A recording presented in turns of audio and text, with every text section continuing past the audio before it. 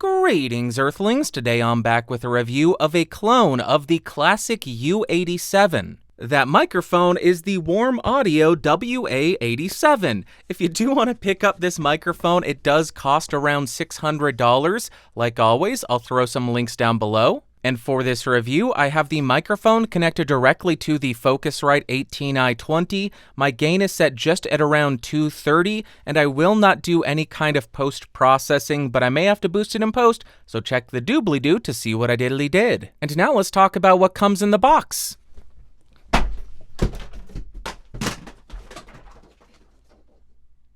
That went on way too long. First, you will get this really nice wooden storage box. Of course, you're going to get the microphone, a shock mount, a very small stiff mount, a 5/8 to 3/8 inch microphone stand adapter, a couple of extra shock mount elastic bands, some documentation. I hate stickers! Then as far as the build quality, the microphone feels really well put together. It does have an all-metal body as well as a relatively firm metal mesh grille. On the front of the microphone, you will find the polar pattern selection switch to go between cardioid, omnidirectional, or bidirectional patterns. And on the rear of the microphone, you'll find two switches, one to engage a negative 10 dB pad, and the second to engage an 80 Hz high-pass filter. Then as far as the specs, what we're given is a little bit limited, and the noise figure is presented somewhat unconventionally, but we do have three polar patterns, a cardioid, omnidirectional, and bidirectional pattern. We have a frequency response of 20 Hz to 20 kHz, an impedance of 150 ohms, a max SPL of 125 dB or 132 dB with the pad engaged. However, I'm a little bit confused by that spec because we have a negative 10 dB pad, so you would expect to see a max SPL of 125 dB or 135 dB with the pad engaged, but they're presenting 132. I don't know which one's right. And then we have noise, which is listed at negative 117 dB, and I don't know exactly what that means. I don't know if they are saying that the self noise is 8 dBA or if they are using the max SPL with the pad engaged to calculate that. So again, I don't know exactly how to interpret that. Now let's go ahead and walk through all of the polar patterns so you can hear how they sound and see a demonstration of the pickup patterns. So first up, I am on the cardioid pattern, moving around to 90 degrees. Here's how it sounds. Continuing to 180 degrees, which should be a dead area. Continuing around the microphone to the second 90-degree angle, and then rotating and ending at the front of the microphone. Next up, I am on the omnidirectional polar pattern, and as we move around the microphone, you should hear very minimal change to the tone of the microphone. We are moving around and ending at the front of the mic. And lastly, we have the figure 8 or bidirectional polar pattern. I will move around to 90 degrees, which should be a dead area. Continuing around the microphone to 180 degrees, which has another area of sensitivity. Continuing around the microphone to the second 90-degree area, and then rotating and ending at the front of the mic. Now let's see how this microphone does at rejecting plosives. Please bring pizza pronto. Please bring pizza pronto. Please bring pizza pronto. Now I am right on top of the microphone to demonstrate the proximity effect. About 3 inches off of the microphone with it pointed at the corner of my mouth, and here is how it sounds. About 1 foot away from the microphone, 2 feet away from the microphone, and about 4 feet away from the microphone. Now I am typing on a keyboard with Cherry MX Blues to see how much of my voice versus how much of the keyboard it picks up. And for the elite gamers, now I am typing on the sad W keys. Here's how the microphone sounds in a well-treated room. And here is how the microphone sounds in a completely untreated room. And now I am back right on top of the microphone to really accentuate the proximity effect on this microphone so I can demonstrate what the high-pass filter on this thing does. So right now the high-pass filter is disengaged, and here is how the microphone sounds. And now I've engaged the 80 Hz high-pass filter, and you can tell that it really starts to attenuate a lot of those lower frequencies, especially when there's a lot of information down there. But here is how it sounds with that switch engaged. Now let's go ahead and tap the microphone to see if there are any kind of resonant frequencies.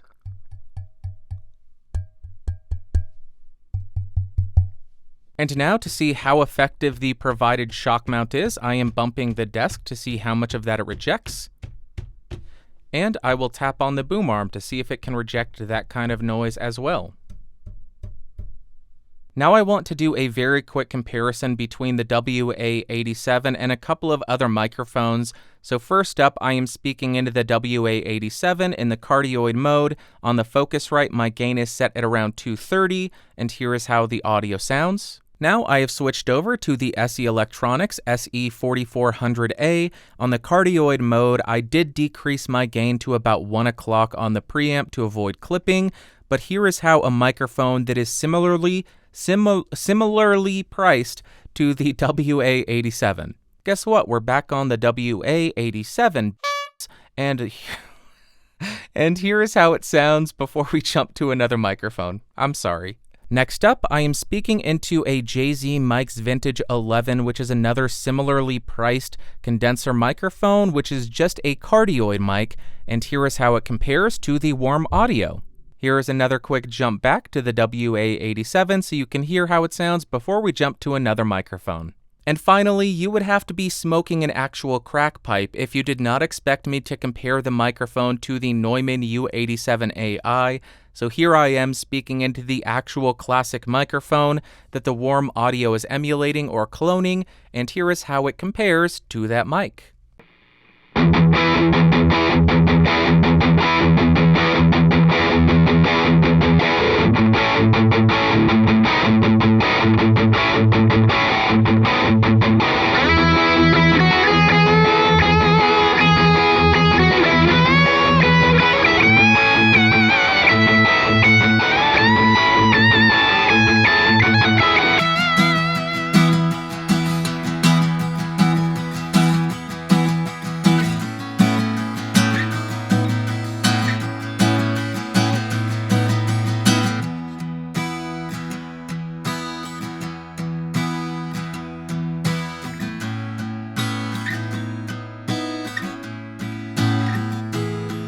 We've got another mic.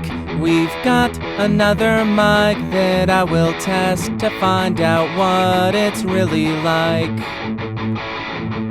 Is it like the classic mic that it claims to be just like? I guess we'll figure out when I finally finish up this video. Quarter note, quarter note, quarter note, how boring can you be? Spoiler alert, probably not. Probably not going to be the same as a $3,600 mic. Sorry to be the bearer of bad news. Alrighty, so does this microphone sound exactly like a U87? No, it does not. But do I really like it? Yes, I do.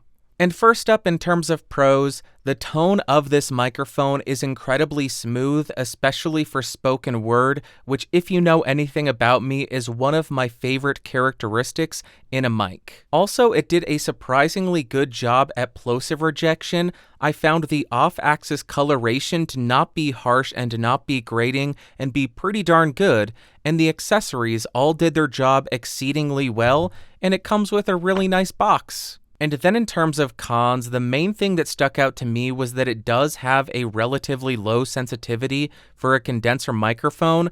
On the 18i20, I had to have my gain nearly at 3 o'clock, which is just a little bit lower than I would like to see for a condenser microphone. Then as far as my overall thoughts of this microphone, on the electric guitar, it's not my favorite, but I do think it's pretty usable.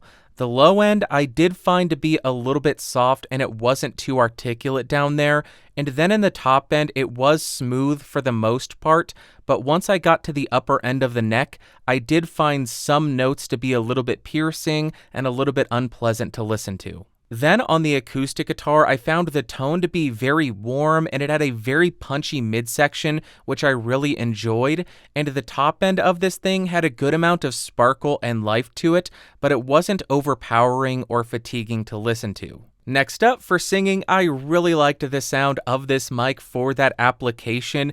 It just has that wonderful and punchy midsection, and although the top end doesn't have a lot of detail and clarity to it, it just has such a smooth sound, which is very beneficial, especially if you have a harsh voice like mine. Loved it for that.